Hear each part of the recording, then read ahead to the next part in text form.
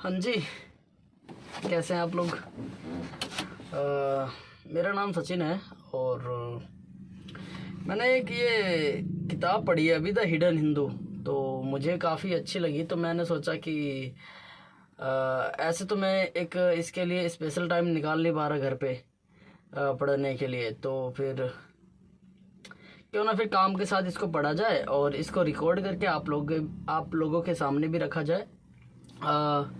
लेकिन एक चीज़ है कि मेरे को ना वीडियो एडिटिंग वगैरह आती नहीं है, तो मैं बस नॉर्मली फ़ोन के कैमरे से जो है इसको रिकॉर्ड करूँगा और इसको एज इट इज़ जो है यूट्यूब पे डाल दूँगा।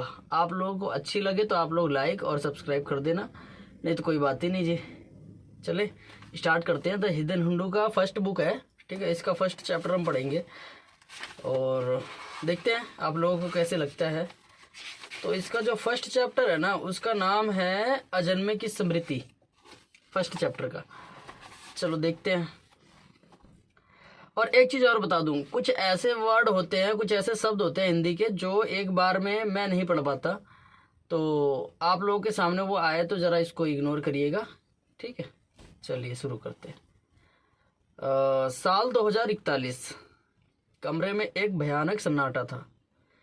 ऐसा प्रतीत हो रहा था जैसे सब कुछ रुक गया हो। कमरे की सूनी दीवारों के बीच का स्थान उनकी सांसों की आवाज़ से गूंज रहा था।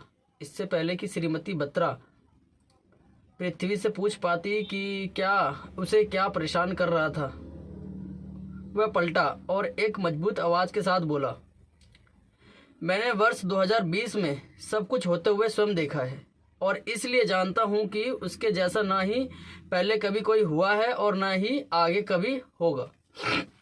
वह परम सत्य है और वही पृथ्वी और विनाश के देवताओं के लिए एक अपराजित चुनौती भी है। ऐसा कैसे हो सकता है? तुम कह रहे हो कि तुमने अपने पैदा होने के पहले की चीज़ों को देखा है। यह असंभव है, उत्तेजित होकर 75 वर्षीय श्रीमती बत्रा ने कहा। वह हैरान थी कि कैसे वर्ष 2041 में 20 साल की उम्र का लड़का 2020 में हुई घटना को देख सकता था। आप सही हैं, मैं तब पैदा नहीं हुआ था, किंतु फिर भी मैं उस राजद्वीप के सुविधा केंद्र में एक से अधिक रूप में मौजूद था। मुझे सब कुछ आज भी ऐसे याद है मानो मैं अभी भी वहां हूं और सब कुछ मेरी आंखों के सामने हो रहा है। पृथ्वी ने कहा। पृथ्वी को देखते हुए वह फिर बोली, पिछले कुछ वर्षों में मैंने कई अविश्वसनीय घटनाओं और रहस्यमय चीजों को देखा है। कुछ चीजें ऐसी हैं जिनका विज्ञान के पास भी कोई जवाब नहीं है और इसलिए मैं यह विश्वास करने पर मजबूर हूं कि ऐसे कुछ सत्य और रहस्य जरूर हैं जो मेरे जैसे एक औसत मस्तिष्क की समझ से बाहर है।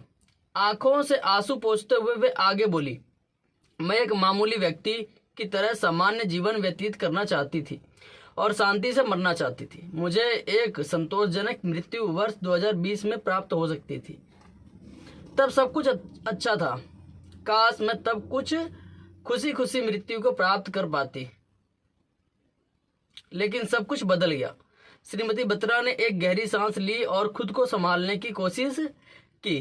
पृथ्वी उन्हें संभलने का समय देते हुए वहां चुपचाप खड़ा रहा। एक लंबे अंतराल के बाद वे बोली, ना तो मैं तब उस सबका हिस्सा बनना चाहती थी और ना ही अब इस सबका हिस्सा बनना चाहती हूँ।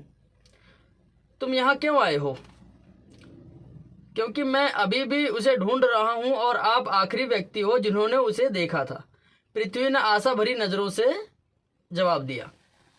श्रीमती बत्रा पृथ्वी की आंखों में देखते हुए बोली, मैंने अपना सब कुछ उस अभियान में खो दिया और मुझे पता भी नहीं कि कैसे और क्यों।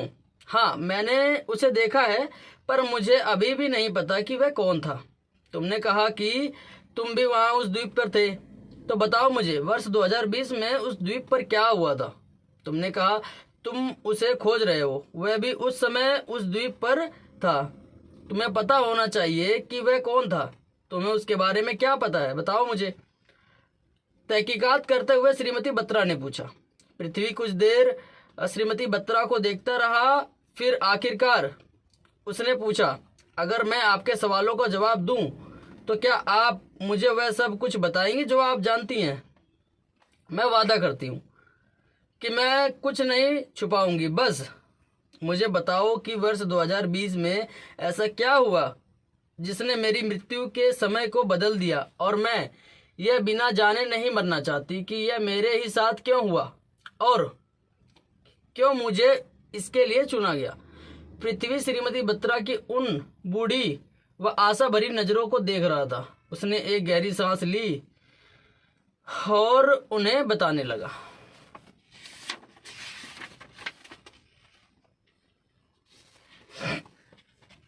चलो जी, फर्स्ट चैप्टर जो है अज्ञात का सफर।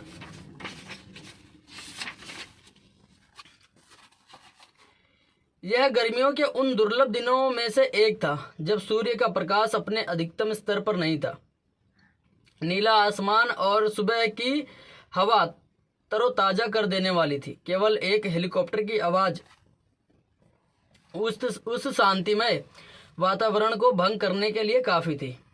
इस उत्तम नज़ारे के बीच हेलीकॉप्टर में एक आदमी बेहोश और बेखबर लेटा हुआ था। 4 बंदूकधारी उस पर ऐसे आंखें गड़ाए बैठे थे मानो अनंत काल से उसकी आंखें खुलने की प्रतीक्षा कर रहे हों। उस आदमी का चेहरा सफेद रंग से पुता हुआ था और उसकी दाढ़ी मूछें असामान्य रूप से बड़ी हो हुई थी। उसके लंबे काले व बिखरे हुए बाल भी उसे और रहस्यमय बना रहे थे। 40 वर्ष की उम्र के लिए वह काफी जवान प्रतीत हो रहा था। उसका चेहरा तरासा हुआ और उसकी त्वचा आकर्षक व चमकदार थी। जिसने उसके चारों ओर एक सुंदरता की आभा बनाई हुई थी। उसका शरीर हेलीकॉप्टर की ध्वनि पर हिचकोले खा रहा था और वह जब भी हिलता उसका शरीर हवा में राख के कण छोड़ता जाता। उसकी बेहोशी उसके आसपास के लोगों को यह सोचने से नहीं रोक रही थी कि वह कौन है। जो भी उसे देखता वह जिज्ञासु और मोहित हो उठता। पायलट ने घोषणा की, 11.6755 डिग्री उत्तर, 92.7626 डिग्री पूर्व 3 मिनट में रॉस द्वीप पर लैंडिंग करेंगे। रॉस द्वीप अंडमान द्वीप समूह का सबसे सुंदर द्वीप है। यह पोर्ट ब्लेयर से 2 किलोमीटर पूर्व दिशा में स्थित है। यह जगह दुर्लभ और महत्वपूर्ण प्रजातियों की विरासत के साथ साथ प्रकृति के सबसे बेहतरीन उपहार शांति में मनुष्य को खींच लाती है। द्वीप की सुंदरता के बीच एक गुंबद के आकार का उच्च तकनीकी सुविधा केंद्र था। विशुद्ध रूप से अनुसंधान के उद्देश्य के लिए पृथक भूमि पर बनाया हुआ शानदार साम्राज्य वैभवशाली पुरुषों को भी प्रभावित कर देता था। नवीनतम एवं आधुनिक तकनीक से लैस यह सुविधा केंद्र अत्याधुनिक तटीय और समुद्रीय निगरानी प्रणाली का दावा करता था। इसकी रचना और निर्माण केंद्र केवल शीशे से किया गया है। इस सुविधा केंद्र ने सतह प्रौद्योगिकी का उत्तम प्रयोग किया था। प्रत्येक स्क्रीन हाथ लगाते ही ऐसे बात करना शुरू कर देती है जैसे उन्नत प्रजाति का हिस्सा हो। तापमान में और चारों ओर के वायुमंडलीय दबाव में बदलाव लाना जीवन को अकल्पनीय रूप से आसान बना रहा है। इन पहलुओं में यह जितना शानदार था उससे भी अधिक यह सुरक्षा के लिहाज से प्रभावशाली था। धनुष के आकार की छत के हर एक कोने में गति संवेदक कैमरे लगाए गए थे। गुंबद के अंदर कोई भी अकेला नहीं था। जो जहां भी जाता वहां एक डिजिटल आंख साथ जाती। वीरभद्र एक स्वैच्छिक सेनावृत्त भारतीय सेना का पूर्व ब्रिगेडियर अपना कक्ष छोड़ सीधे गुंबद के प्रवेश कक्ष की ओर गया। प्रवेश करते ही उसने 4 सशस्त्र पहरेदारों से घिरे कैदी को देखा। वे चारों उसके हथकड़ी लगे और आंख पर पट्टी बंधे बेसुध शरीर को बरामदे में से खींचते हुए ला रहे थे। उसके राख से सने नंगे पैर फर्श पर एक रास्ता सा बनाते जा रहे थे।